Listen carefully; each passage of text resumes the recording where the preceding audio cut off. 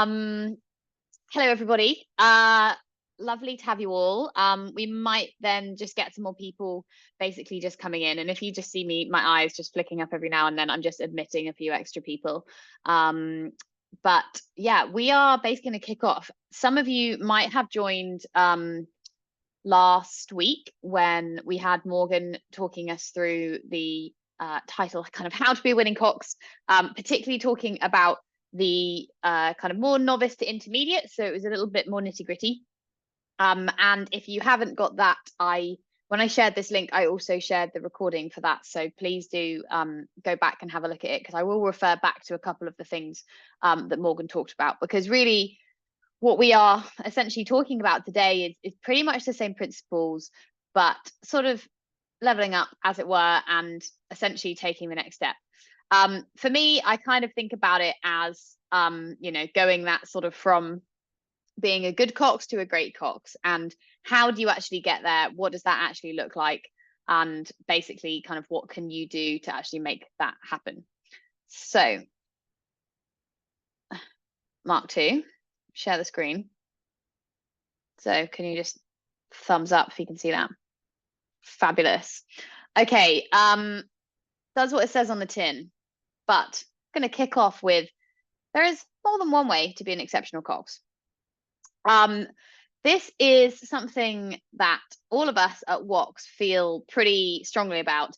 And to be honest, one of the reasons we wanted to actually start this little kind of community of people, because we sort of felt that actually for coxers who are really keen to develop and to get better, there wasn't a lot out there trying to basically educate on kind of how to basically level up, particularly if you end up in a situation, a club, a school, wherever it might be, where you're not actually getting a lot of targeted coaching. And sometimes we think that, there's a bit of a, there's one way to do something, and this is how you should be, and this is what you should sound like, and this is what your recordings are. But hopefully, as you kind of join us for more of these sessions, and you'll get to know basically myself and the 5 other mentors that run WOX, we are all really, really different people. We all probably have different areas of strengths, different things we're all particularly good at, and basically kind of different styles, different ways of basically being top coxers. And, we've all achieved different things in our own right. We've all trialed against each other in various ways, and some have come out on top. Some have beaten others. We've worked together. We've kind of, there's more than one way to be a really good cox. And so basically, when I am to blame essentially for this admittedly very general title, because I thought, well, we're called WOX, the Winning Cox, so what does that actually flipping mean? And this is sort of kicking off the series of how to be a winning cox, which will be running up until the spring, which is sort of tackling what we feel are kind of some of the key things that both you guys want to know when you've been filling out our forms and telling us what you're interested in learning about, but also sort of what we think as a kind of collective. And then some of it will be quite personal, and I'll go into what I think is quite personal and what I think makes a winning cox as we kind of go through. And so if you have any questions, ping them in the chat. If Zoe thinks they're like particularly relevant to what I'm actually talking about, then she'll just interrupt me. This is pretty casual. What we're trying to make is a bit of a community. So you are let off today for not having your screens on and all those sorts of things, but particularly if I'm going to be doing more sessions, there is going to be more interactivity going on in some of these sessions as we go forward. So it's not sexy, it's not glamorous, but for me, I think what makes a winning cox, particularly when we're talking about advanced high-level coxes, is competency. And if I kind of take that back, if you attended last time, Morgan talked about some of the key fundamentals, which essentially are the groundwork for essentially what becomes, for me, kind of an elite cox. It's this idea of competency, but not as something that's kind of irrelevant and, oh yeah, okay, well, you can just get in and you can kind of do a training session. It's absolutely fine. Because if I think about my coxing style and who I am and how I turn up every day to training, how I turn up particularly if I'm coxing a brand new crew. And I find it even more so if people know that I've done some other coxing stuff before. Maybe you're coming in with a bit of a reputation of having, maybe you've won Henley, you've won at schools, you've kind of been up there and kind of done some really cool stuff. Is essentially sort of how do you're coming in with, and people have an expectation of you, and how do you build trust with a crew who don't know you? Or how do you develop trust and confidence with a crew that you're working towards, particularly if you're thinking about a really big project? And for me, the underlying thing about what makes a winning cox, what makes a good cox a great cox, is competency. And I'm going to go into kind of some of the things about that and how we can basically break that down into basically what the heck does competency mean. And I'm going to apologize in advance because I wrote this PowerPoint and I've written the word competency so many times that I'm now like, it doesn't even seem like a word anymore because, you've typed it too many times. So if I've actually spelt it wrong at any point, then that's totally my bad because I've written it a lot of times. Because fundamentally for me, this is what underlies what makes basically a winning cox. So Oxford English Dictionary is basically describes competency as the ability to do something successfully and efficiently. And as a cox, these should be some of your favorite words, is successful and efficient, because fundamentally, I see the role as a cox is essentially enabling sort of the athletes to achieve kind of the best of their ability as efficiently and productively as possible. And obviously in an ideal world, you all end up with success, whatever success looks like for what you're trying to do on that day, whether that's in training or in racing. And it's all about basically building competency and essentially leveling up in order to achieve kind of the lofty heights of wherever you're trying to go with your coxing. So I think as basic competency, which basically touches a lot more on maybe what Morgan covered last week and maybe kind of the fundamentals of what we're going to be talking about today, is steering, following instructions, communicating, and being a cox. I will go into the last one a little bit more because I'm not going to lie, couldn't think of a really sharp way to talk about it, but it's kind of coxing stuff. These are sort of basic competency needs that you need to achieve in order to basically probably be invited back to be put in the seat again. I think medium competency. So now we're talking about someone who maybe coxes on a semi-regular basis. I would say you arguably consider yourself a cox. You might introduce yourself as a cox at events, or you're talking about things. You consider yourself someone who coxes relatively regularly. Again, when I'm talking about competency, I'm not talking about just the bare minimum of getting stuff done. I'm talking about how you are perceived by your crew, by your coaches, by the squads as a cox, and sort of your value and where you sit as a cox. Again, funnily enough, steering is up there. Then we've got running a session. Communication is still there. And then that being a cox has basically turned into doing your job. And I appreciate doing your job can cover a whole range of things, but I'm going to go into that a little bit more. And because basically I think being a cox in one place looks quite different as to being a cox in another place. So I don't want to kind of tell you what being a cox should be in your environment that you're currently in.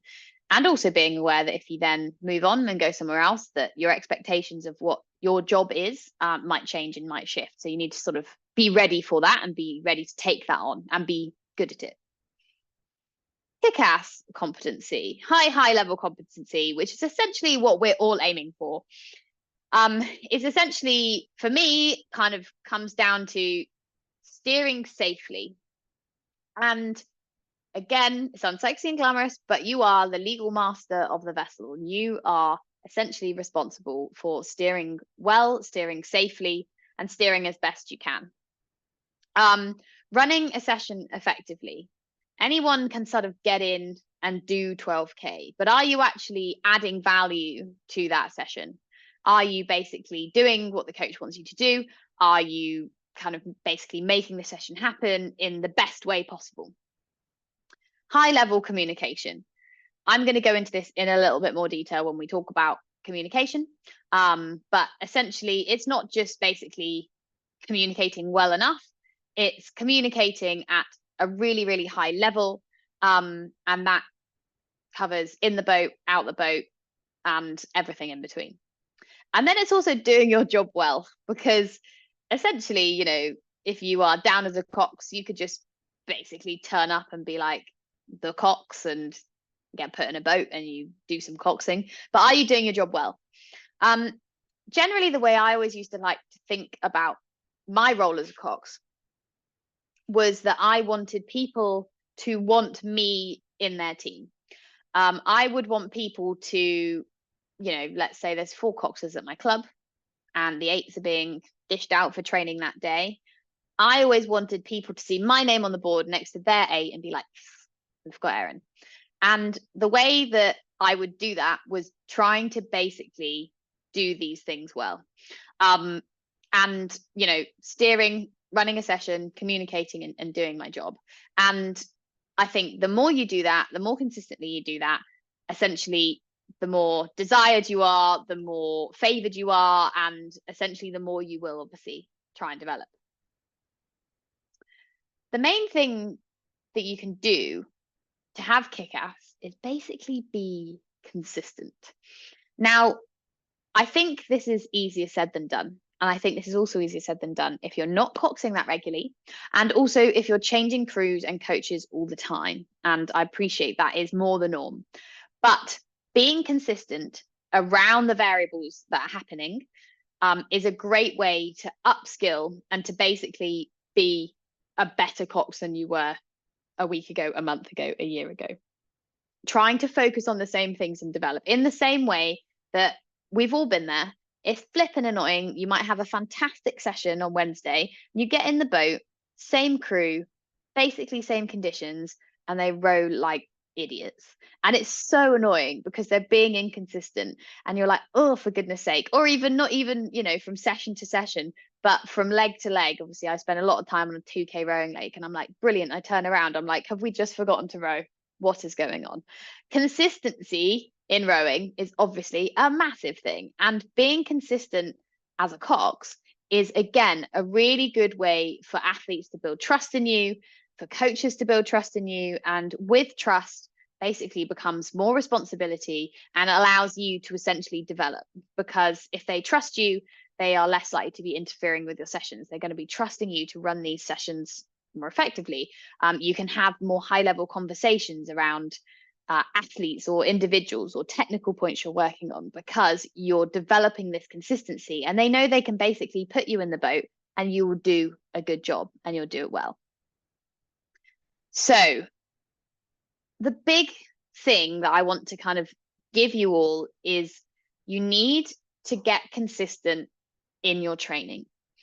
Whoever did the PR for rowing, however long ago it was, did a really good job at getting people into it, because the amount of minutes you spend in training versus the very few minutes you spend in a whole season racing is a pretty terrible average. If you think about so many other sports, like my sister plays rugby, you know, she doesn't play professionally, but even so, you know, she's getting an 80-minute game once a week, every other week.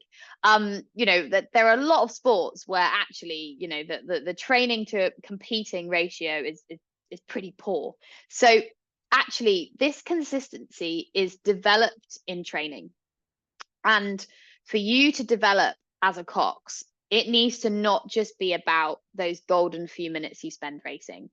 You've got to develop your skills in a huge way in the field of play when you're training. And training is not just sessions on the water. You guys are all here, how many of you are here now? Kind of 70, 77, 78 of you all here. You all are here spending your Monday evenings trying to figure out how to get better. And that is a bloody brilliant start. And hopefully, you know, not this session, not just this session, but lots of sessions, we're going to help you basically figure out how to get better. But my biggest piece of advice, maybe 2 pieces of advice, the other one's coming in a minute, is develop competency and consistency in your training. So if I think about my racing calendar, between now and the games, I am going to race, because Force Head got cancelled, sad times, I might race the head, the women's head, but that won't be in the games combination. Basically, probably my 6th race this season will be the final of Paralympic Games. And our race time is about 6.5 to 7 minutes. So really, I've only got essentially, 25 minutes of actual race time in a genuine race environment with genuine race pressure, until essentially I'm needing to pull the performance out of the bag to be, the culmination of 3 years work plus the 11 years I've been coxing or whatever it is. And when you boil it all down, that gets pretty terrifying. But actually, when you think about the amount of time you're going to spend, or I'm going to spend, training in a training environment, that's actually massive. And that's a massive amount of time to improve my skills. So consistency in training is huge. And obviously, racing is super important. But for athletes to have faith in you, for athletes to trust you, for you to basically have the skills in order to deliver on a race day, you need to start to practice those skills in training. And so I'm going to basically work through those 4 key points of competencies in training, and then talk about it in racing as well. And the big thing I want you to think about is, how does this matter to you?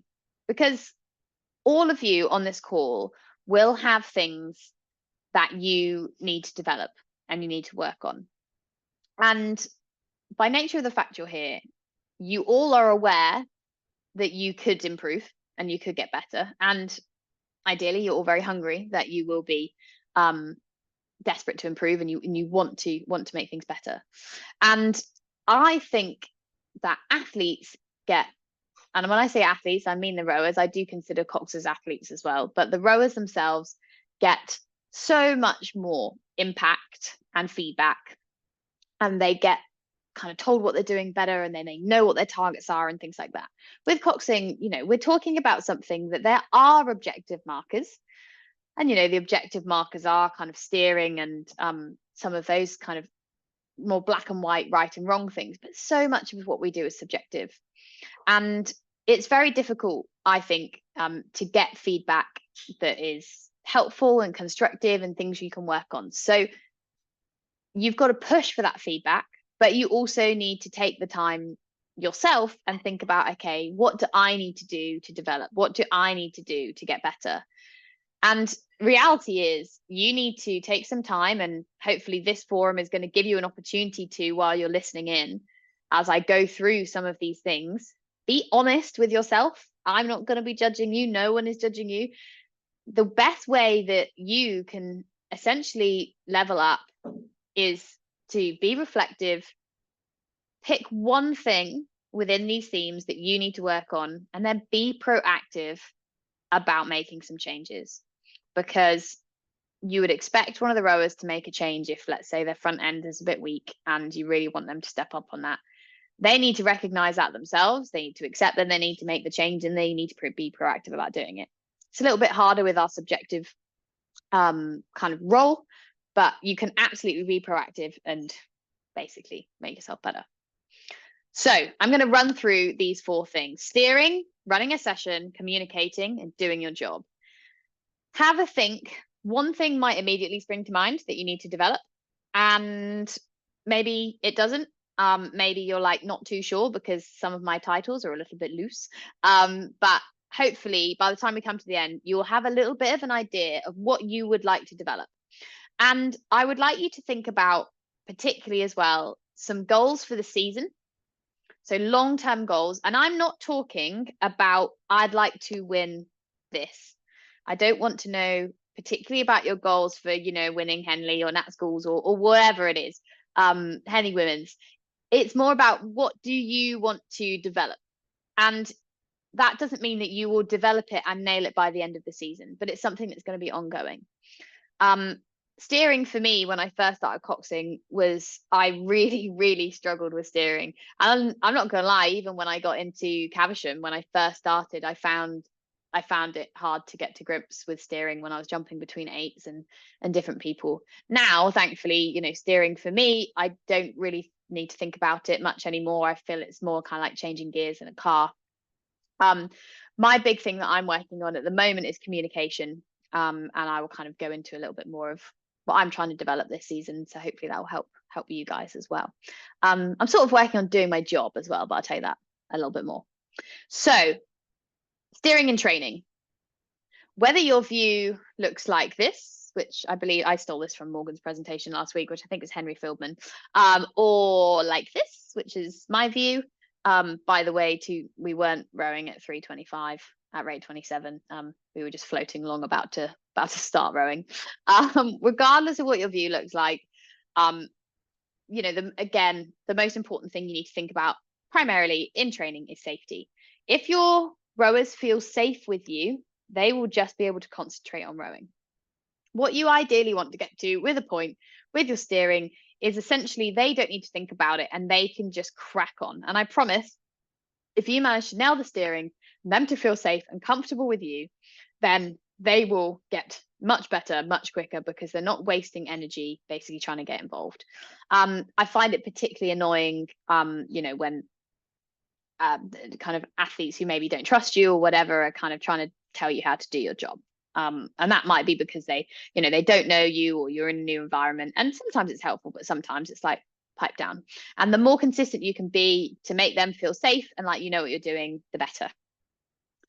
You should be able to kind of develop and think about focusing on developing steering and training in a range of locations and scenarios. So locations, obviously, you know, there will be the home water that you train on, but there will also be, you know, it's going to probably get flooded at some point if you haven't been flooded out already. So you may end up going to a Dorney, a Nottingham, a Strathclyde, or wherever else, and you'll need to maybe steer in buoys. You might go on a training camp and you're looking at a completely different environment. Being able to settle in and steer safely and comfortably in a new environment is a really, really good thing to do. And that again builds trust, builds your skills as well. And if that's something you haven't done or you're not very good at, that's definitely something you can think about and try and work on. Steering and training in different scenarios. Obviously, you might be training alone. You might then be training with others, managing kind of training alongside other 8s or 4s. And that's something that if you're thinking about that, that's something you need to work on. Maybe go back and listen to Morgan's, because she talks quite well about kind of fleet management and training in groups. And if that's something you want us to focus on a little bit more, then we can absolutely do kind of a whole session on fleet management. Taking the best line, obviously, depending on where you are, it's essentially making calls on the run. So even like the best line, obviously I train in a buoyed course all the time.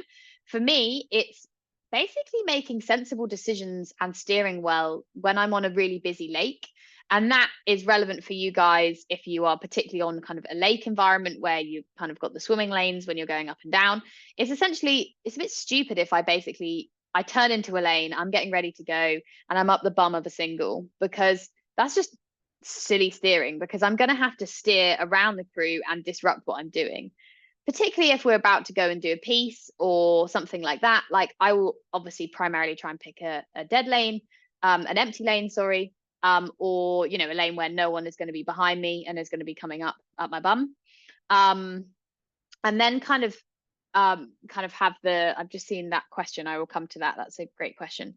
And basically kind of, managing that and making sure like no one's kind of coming up behind you, or like, the men's squad at the moment have got a real thing about rowing 3 abreast, and it's three lanes. So like, you know, sometimes I'm like, sod it, we've got to get on with our session. But sometimes I'm like, well, I'll give them an extra 30 seconds to have a drink. We'll let those 3 men's 4s go in front of us, and then we're just not getting run down. And that kind of blends into minimizing impact on the run. On the run, I mean in both ways. So minimizing impact whilst you're going, but also minimizing impact. So basically making small adjustments. I actually took a video. I haven't put it on the Instagram, but I will put it on the Instagram at some point when I get a chance to make some content, but of how often I do actually steer, even on a straight course. Like I'm adjusting all the time, just kind of very, very small movements, just as you do in a car. It's avoiding kind of major movements when you don't need them to happen. And it's minimizing the impact on the athletes, because there's nothing that annoys them more is if you're just sitting there with the rudder on when you don't need to be and you just need to pick a point. Erin, Talking about Oh, go on. question. Yes. It's just in terms of consistency and steering well, handling Yeah. traffic, especially if you're on a busy body of water. The question is, what tips do you have for minimizing mistakes when you're out there doing more volume? So the more you're out, the higher chance you show up tired one day and miss something in a blind spot. Yeah, that's a great question. So, I mean, I learned to row on the ISIS in Oxford, and I'm not going to lie, sometimes I jump back in and train with my college and it gives me fear because it's so freaking busy. So I would say it's prioritizing your session and knowing what you definitely need to get out of things. So sometimes it's a case of, with traffic, okay, what do you need to do? Like, what is the point of the training session? And it's something I'll come on to a little bit, but it's very relevant of kind of, what is the aim of the training session? Is it to try and get continuous mileage in? Or is it something that's a bit technical? If you need to create space in front of you or behind you, do you add pauses? Do you stop? Do you whatever? And it's kind of like choosing that time of, like managing the overtake and things like that. And it's communicating with the other coxes and or athletes around you. So if it's a really busy patch of water, but you want to try and get a 5-minute piece in, is maybe speaking to someone who's kind of coming up your bum, being like, we're just about to go out to a 5-minute piece. Do you mind if we just kind of like get ourselves sorted and kind of get going? The reality is, you do have a lot of blind spots. Little Zoe absolutely hates fours. But I find it actually quite hard to go back into eights because I've spent so much time in a four because there's so many flipping people in front of you and it's really hard to see. The reality is, I think, particularly, in an eight, you've just got to be aware you have your blind spots. You're going to have to be moving and looking around. And I would always say that steering comes first, regardless of sort of what you're saying. Steering is really, really important, and that should be your priority. Talking and communicating and those sort of things come second. Rely, I would say, on your stroke person, particularly, if you are in an eight, getting them to kind of keep an eye out behind you and let you know if things are coming. And if you have a consistent stroke person, that'll also really help because you'll get an idea of when they're like, oh, we need to move, and actually, do you need to move or do you not, and what's going on there. And then if you're in a bow loader, it would be your bow person. So they are your eyes in the back of your head. So they can kind of help you develop that consistency as well. Ultimately, it is a hard job coxing on a very busy body of water. But I would say it's kind of prioritizing what the point of the session is, and trying to kind of, do as best you can. You're welcome.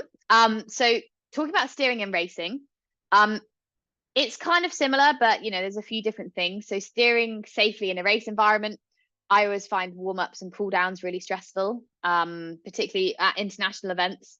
Para coxed fours are in the men's 8, women's 8, men's and women's quads, men's and women's fours lane. So we're normally in the slowest 10% of the people that are in that lane. So we've got to concede all the time and stuff. So actually, I'd say the kind of steering safety particularly comes in multi-lane racing, in warm-ups and cool-downs and time trials and things like that.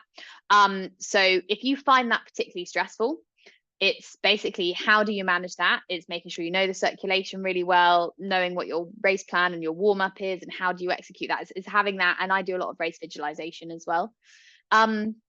Then steering safely in a race environment also comes into overtaking, taking the best line, minimizing impact. These are all quite head racy kind of things to think about. Is, can you overtake safely? How do you take the best line? And that's often thinking about planning ahead, those things. So steering not just what's happening right in front of you, but steering 50, 60, 70 meters ahead. And again, it's building that consistency and getting people to trust in you by demonstrating your competency in a range of locations and scenarios. And I put here boys, booms, and heads, because they're the fundamental kind of places you're probably going to end up racing, unless you're just kind of racing on open water and you're doing something that's quite casual, like the ISIS Winter League or something like that. But basically, knowing what is around you and kind of being prepared. And I would say, kind of, because we don't get to race that often, it's basically playing the what if game before you get there. It's looking at the race plan, looking at the circulation, looking at the map of where you're going to be, and sort of planning those what if scenarios, so that if it does come at you, you're not processing that for the very first time. Then how to level up is essentially some of the things I just said. So if you find steering stressful, I would say, if it's in training, it's taking a few more beats, talking less, focusing on steering more. If you find it kind of stressful in racing, it's playing those what if scenarios. It's planning where you're going to be, what you're going to do. If you feel like you're not very well supported by your crew or your coach when it comes to steering, is having conversations that you could really do with someone supporting you with that blind spot. If you're struggling with steering because maybe you're in a new boat and you've got a coach that's in a launch, is asking them to basically help steer you or help you for kind of navigate hazards, particularly if you're on a really busy thing. It's basically thinking about, okay, what is it within all those things I've talked about in steering that you particularly struggle with, and have a think about basically what you can do out of the environment that steering actually is to kind of help you. And then when you're in that environment, is talk less, steer more. So this is a kind of, again, gets a bit personal, running a training day. But this also can depend on sort of what your training program looks like, what your training days look like. And I've put 2 eyes in training. Good, Erin. Okay, so having your admin sorted, again, bit vague, but that for me means having, your life together. Essentially, be on time, have everything you need. There is nothing more annoying than you getting ready to boat and then you being like, oh, I forgot my sunglasses. Oh no, I don't have my wellies, if I'm on the tideways, that sort of thing. And I find that really annoying if it's an athlete thing. And if I was a coach, I'd find that really annoying if that was a cox, because again, the cox wants to be that kind of cool, calm and collected. I think a lot of the time, you want to make sure that you've got your life together. So get your admin sorted, make sure you are prompt, make sure you've got everything you need to basically go through the training day. And that, again, obviously we all make mistakes, we all forget things, but it's being consistent. So then if you do forget something, or you are late, or you sleep in, or whatever, that is a massive outlier. That doesn't impact anyone's particular opinion of you or your competency. Boat handling and maneuvering. So again, this comes back to the safety, but it's less to do with steering and it's more boat admin. So if we're thinking about maneuvering, I'm not going to go into too much detail, but I would point you towards Morgan's session last week, where she talked a lot about turning, because that is basically one of your biggest danger points. Is basically, if you're steering well, where you're most likely to have some sort of incident is most likely going to be when you're turning. So go back, if you think you're not very good at maneuvering, or you're not always good at maneuvering well or making the right decisions, go back and have a look at her advice on the different ways to basically turn around. Boat handling for me is also kind of, okay, I'm going to put you in a scenario here. I'm thinking Met Regatta, you're down at Dorney, it's really busy, everyone wants to get ready, everyone wants to boat at the same time, you've got the champ eights, everyone's trying to get going. How do you get your boat from the slings to the dock and pushed off in the right time that you want to do it? I appreciate we're talking about a training day here and I'm jumping to racing, but it's a good example. But even if you are, I'm thinking Putney Town, I've boated from there a couple of times. You've got the steps to manage, you've kind of got a queue to boat just on a training day, making sure that they are listening to you. You are really clear in your instructions, getting hands-on, lifting to heads, walking out, making sure everyone's got what they need. Okay, can you stop there? I'm going to come through. Taking control of the situation, running a training day so it's efficient, making sure when they roll it down, you've got trestles to put it down on, all these sorts of things, is being aware of the boat that's around you and being really clear and being in control. I think that really helps you, again, to people build trust in you and to you kind of basically help run a training day smoothly. No one wants to take a moment because we've stopped because we've broken a backstay or we're not ready to go. And then the last thing I think is, again, like sort of delivering the session the coach has asked. And again, this is a bit vague, but we're going to kind of be going into this in our December sessions, particularly in our novice one as well, but kind of delivering skills and drills and doing them well. So if I'm thinking about, you know, in a bow loader, I have to think about it a little bit more because I can't see them. But it's as basic as, you know, let's say we're going to be doing a build out from the back, and we're working on the back, and, you know, we're going, okay, so we're going arms only, bodies in, ready, go. And then if I call it at the wrong time, people's bodies are going to come in at a different time.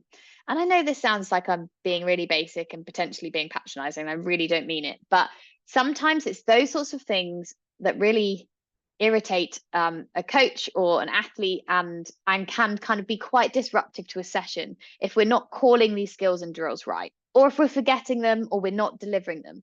And delivering the session is not just about delivering the drills that the coach has asked you to do, or, you know, you've decided to put in as well. It's understanding what the point of the session is. So if you're just doing a long paddle, a fairly aerobic paddle, if you keep stopping and throwing in drills and maybe not managing the environment that well, and you keep kind of having to stop, their aerobic threshold is going to be shifting, and essentially they're not going to get out of the session what the coach intended them to get out of. You know, if it's a rate cap pieces session, don't let them just go wild and go over the rate cap. Make sure that they are doing what they need to do so that, you know, your percentages are comparable with other people, or whatever. It's kind of doing your job, this bleeding into this doing your job well, but essentially delivering what the coach has asked. And an element of that is understanding what the training program is and what the point of the session is, and then thinking, how do I level up? It's doing that and having that competency, but then it's also thinking, okay, well, I know it's quite a technical session. I think we can add this drill and add that drill in. You know, why not? Absolutely, go for it. It's trying to be proactive and think about, okay, what are we trying to get out of this day, and how can I make it run as smoothly as possible and make the session run as smoothly as possible. And then running a race day. For me, the race is the culmination of a whole race day in itself. Things to think about is, you know, what are your timings? What are the timings of the crew? How are we keeping them accountable? What's the circulation like? That comes back a little bit to that safe management of kind of on water stuff on race day. Athlete management. Probably one of the things I find most stressful, and very much depends on athlete to athlete. But, you know, particularly if you've got a race and then, you know, a time trial and then maybe a heat and a final all in one day. It's how are the athletes managing themselves? Where's their recovery stuff? Are they basically recovering well? Has one of them wandered off and just sat out in the sunshine when they really should be in shade and hydrating? Kind of, yeah, managing your athletes and make sure they know what they're doing and what they need to do. Warming up and cooling down. Have you thought about that? Is there anything you can do to facilitate that and do that a bit better if you're warming up or cooling down off the water? What does that look like? And then there's the race plan. Obviously, planning happens ahead of the day itself, but then the delivery of the race plan as well. There's an element of doing what you say you're going to do, but also being flexible and reactive. And again, leveling up. Think about these things. Is there anything that you look at that and like gives you fear and anxiety? How can you basically develop that? Can you sit down with your coach and think, okay, how can we do this better? And that is something that I would definitely encourage you to collaborate on. This is not a dictatorship. It's something to work with your crew on. It's something to work with your coach on and think about, okay, how can I be better at perhaps delivering a successful race day? And again, a successful race day is not always result focused, it's process. Communication. Now, as you can imagine, this is going to be something we're going to cover in a lot more detail. But communication, you've got you, center of comms. You've got your athletes, the rowers. You've got your coach, maybe coaches. And then you've got the other coxes / boats that you might need to do it. Again, that comes back to that like sort of fleet management if you're doing side-by-side stuff. You need to communicate effectively with all of these people. And they also need to be able to communicate with you. So when I'm talking about communication, I think the best way to think about it is on water and off water. So on water is obviously you and the athletes. It's basically what you are feeling, what you're wanting them to do. How clear are you in your communication? What is essentially kind of the aim of the session. Are you jumping between kind of different technical points, or are you focusing on one thing? Are you running some drills? Are you giving them time for silence? All of this sort of comm stuff, if you're thinking I could probably do better at in-boat comms, then stay tuned, because we're going to be doing some sessions on that. But that's definitely something to be thinking about. How are you communicating with your coach, and how are they communicating with you? And that's going to be happening on the water, but it's going to be a bit more one way. Coach at you, probably wanting you to do stuff for them. But off the water, you should be communicating with your coach. You should be understanding what the session looks like. You should be maybe talking about individual athletes, how you can get more out of them. And you should be getting feedback on what they want from you as a cox as well. And then obviously dealing with other boats. That's other coxes on water. We're thinking about fleet management. How are we running a training session? Making sure that we're all getting the best out of the sessions that we want. And then also, how are you interacting and developing with your coxes off the water and other crews, people who aren't necessarily in your crew? At WOX, we are very, very pro kind of coxes working with each other, recognizing that we all have different strengths and weaknesses. And often, you know, we're working towards similar projects, and we are not always in competition with each other. And if we are in competition with each other, we can do it in a way that is really respectful, really encouraging, and we can actually champion each other's successes. Communication is massive. And here are just some of the things you could be talking about and thinking about. It's a non-exhaustive list. I think when I think about communication, I think the role of the cox just makes me think what absolute rock stars we all are, to be honest with you, because there are so many things that could be going through your mind. But maybe if your mind feels a little bit like this, it would be a point to just take a moment, step back, think about steering, then think about what the project is, what the point of the session is, what you would like to get out of the next 15 strokes. And basically, rather than think about everything at once, think about steering, safety, and what do you want out of the next 20 strokes. And that's probably a good place to start if we're thinking about on water. If you're interested in comms and how to communicate more effectively in boat feel and things like that, as I said, we're going to be dealing with that in quite a lot of depth in the new year. And then communication, that's another thing. The last thing is this doing your job umbrella that I've created, because I couldn't think of a better way to say it. For me, doing your job as a kind of aspiring elite level cox is crew management, rigging, biomech, video analysis, and some other stuff, which I'm sure you all probably have a perception of what doing your job is. This is my feeling of what my job is. I understand that not all of you will definitely necessarily have any biomech or telemetry that you necessarily actually do or have part of your role. You may not be allowed anywhere near the rigging. It very much depends on your coach, and that might not be something that's particularly relevant for you right now. But crew management is everyone's responsibility as a cox. Every single cox will have to manage their crew. And video analysis is something that you all definitely can do, whether you do it already or not, or your coach is leading on that. This actually becomes really personal. And this is something that, whilst I want you to reflect on the individual stuff about whether it's steering or comms, or kind of management around kind of maneuvering and things like that, it's also like, what is your job? And what do you want your job to be? And also, how does your coach / crew see your job? So as you go to different boat clubs, your role will sort of be a little bit flexible. And it's basically like lots of different Venn diagrams, and it's always going to be kind of what you make it as well. And for me, crew management is a huge part of my job. I do loads of psych work. I try and understand my athletes. It helps me to kind of get the best out of them. Obviously, I spend an inordinate amount of time with quite a very small number of people. So crew management is massive. And that comes, you know, mental as well as physical. Rigging. If any of you follow me on Instagram, you're probably like, oh my gosh, she's just always rigging. I do a lot of rigging. That's part of being part of the Paralympic squad. Individualization is key to get the best out of different people with different impairments. So I spend my life rigging. But if you have no idea about rigging and you don't really know much about it, that is a massive, easy way to level up, is to understand essentially how does the rig work? Why is the rig like it is? And how can you get more out of it? If biomech is something, and biomech/telemetry is something you know nothing about, but you would like to do some more about, we can definitely do a WOX session on biomech to kind of educate you on how to set up telemetry. You might have telemetry at your club. You might want to get involved in setting that up so you can get some more data. Basically, just drop us a message and let us know. And that's definitely a session that we can put on. I spend a lot of my life doing biomech, so I'm more than happy to kind of guide you guys through that.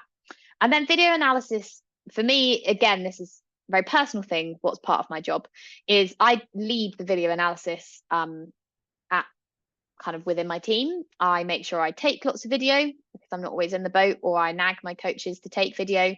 And whether I'm doing it as a group or I do it one-on-one, I think video analysis, generally speaking, is a really undervalued tool of helping people actually see what they look like rowing rather than what they feel like they're rowing. Because I might ask someone for more hips and they think they're basically leaning back over their rigger, and what they've done is actually added 1 degree, and they could give me a lot more. Taking some individual kind of autonomy over doing some more video analysis, and particularly doing it with your coach, finding out, you know, what they want, because actually it might not be video analysis you know, of your own crew. It might actually be video analysis of a technical model that they want you to row like, and actually doing some video analysis of what that looks like can be really useful as well. So one thing hopefully I've emphasized here, that doing your job is really, really personal, but it's figuring out what your job is, because how can you do your job well if you're not entirely sure what your role is? So make sure you kind of understand that. And again, funnily enough, that requires good comms, good communication to speak to your coach and things like that. I've talked at you for about 45 minutes, so I'm going to kind of wrap it up here and come back to the fact that there is more than one way to be an exceptional cox. We have, I hope I've given you kind of some stimulus to have a think about, okay, these are some of the fundamental competencies I think, and us at WOX generally agree, makes a great cox. Not just a good one, but a great one. And one of the biggest gaps between great and good is proactivity, is reflection, thinking about what you need to do, and then going and doing it. And under these umbrellas, whether that's steering, sort of boat management, comms, racing and managing sessions and training, or establishing what your actual role is, I hope there are lots of different things in there that you can start to have a think about of where your skills are and maybe where your areas for improvement can be. I am more than happy to answer some questions, but before I do, reflective, proactive, already been there. I just want to point you towards our next couple of webinars before Christmas. Matilda Horn's going to be talking to you about developing leadership styles, because one thing I didn't talk about, I tried to stay quite practical and talking about objective things. We're going to also think a little bit about the subjective of kind of what makes you you and what makes you a good cox. And the start of that is understanding, you know, as a cox, you are a leader. What leadership style do you fall into, and what, again, are your areas of strengths and areas where, you know, you can look for support? And that will be really great. That's on Monday, the 4th of December. And then the following week, so that's more aimed at intermediate advanced, but if you're a novice, you're super welcome. And then more aimed at novice to intermediate, but again, you're very, very welcome if you consider yourself kind of more experienced. Zoe and Sasha are going to be leading us through kind of coxing skills and drills. Originally, this was going to be about confidence, but given some feedback, we actually are going to go back to basics on some of like drills and skills to essentially hone and develop if we're basically trying to make some sort of technical change. So if you're interested in sort of boat feel, some really practical advice of what can you change on the water, how can you make a crew row better, essentially, join us on Monday the 11th. And then we're basically going to be picking up on some of these topics essentially when we get into the new year, and we'll be having some more sessions as well.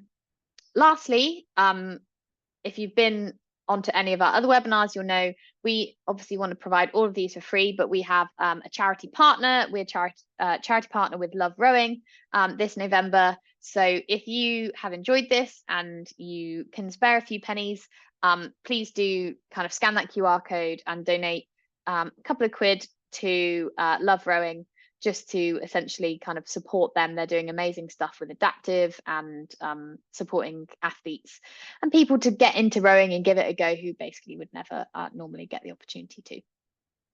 So I'm gonna stop sharing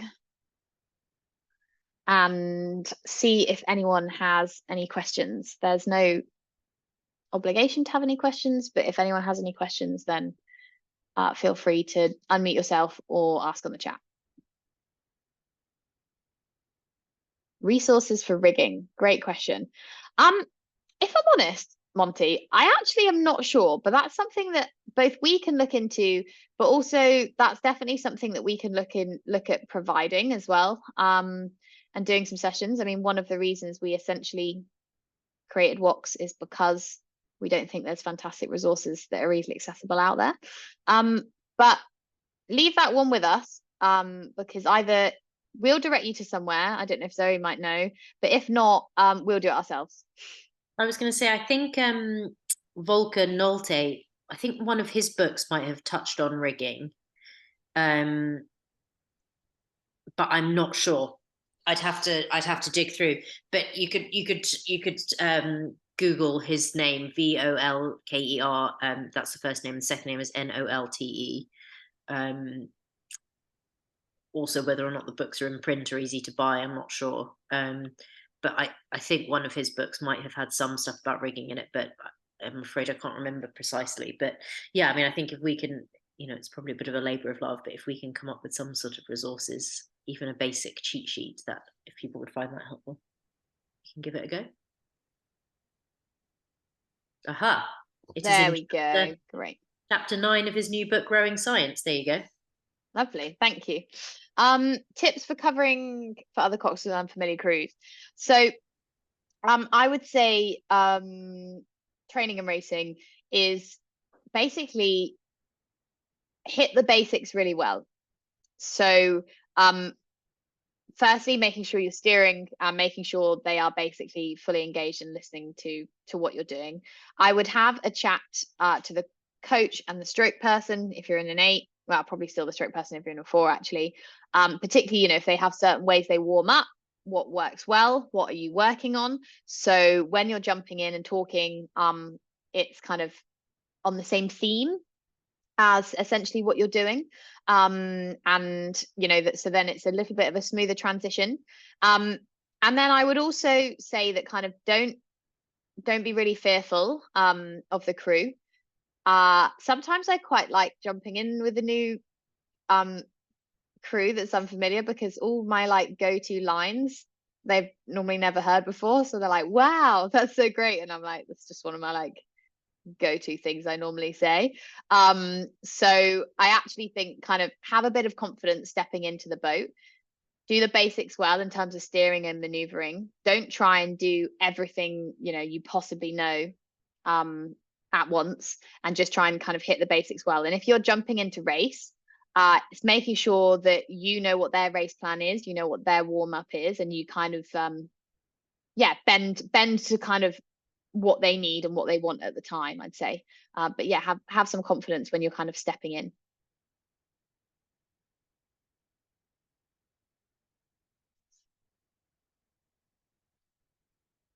Any other questions? We've got another 2 minutes.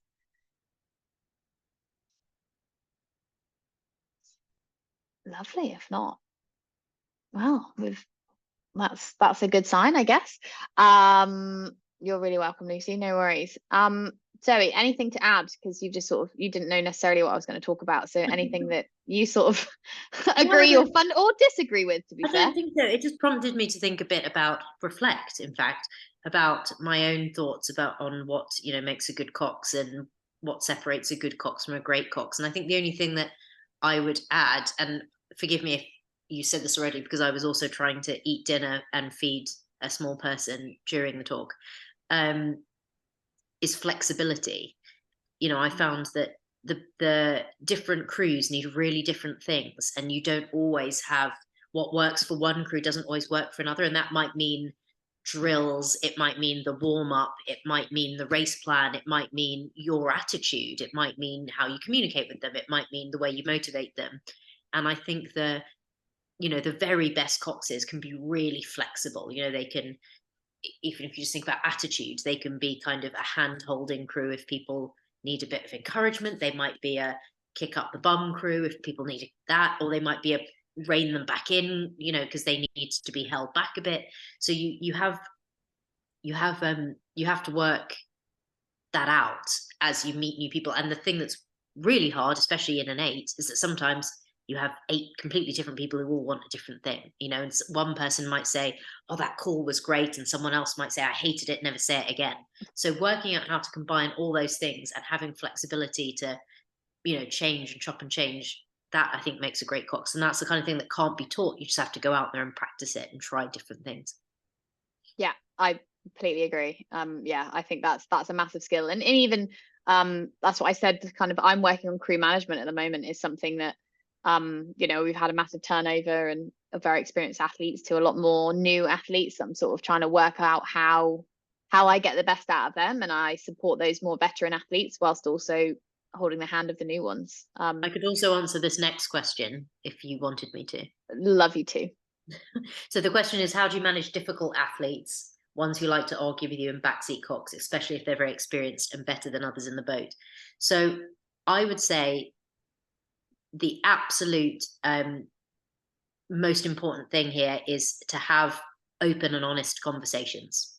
And I think I spent many years sort of skirting around these conversations and trying to work out how to manage these people. And actually, I realized right at the end of my career that the best way to do that was actually, and try not to do it when tensions are high, you know, or in front of lots of other people necessarily, but you stand to one side with them and you say, the way you're behaving in the boat is really affecting how you know, how I'm able to manage as a cox, and also I can see how it's affecting other crew members. And it might be appropriate to have this conversation as a whole. It might be appropriate to have this conversation just you and them, you, them, and the coach. You know, if it might be that, you know, you actually need your coach to advocate for you and have them have the conversation. But the more open and honest these conversations can be, the better it's going to be. I've had lots of athletes like this, and it took these really open conversations for them to appreciate the effect they were having on other people. And most of the time, I would say they weren't bad people who were trying to be disruptive. They just, you know, really wanted to get their point across, and they didn't understand how that was making everyone else feel and react. So I would say, and I would say this for any issue with difficult people in any area of your life, don't try and manage them. Have the open and honest conversations. It'll be uncomfortable, but then you'll be better for it afterwards. Yeah, I 100% agree. And yeah, having the conversation outside of the boat as well is just always far more effective, because you're not sort of having to have the conversation over people's heads and things like that as well. Is if possible, try and have that on the side. Right. You are very welcome. Thanks so much, everybody. We'll send out the recording as well. So if you know anyone who would benefit from it, please do pass it on. And yeah, save the date and book in to attend our sessions coming up in December. And yeah, have a lovely evening, everyone. Bye.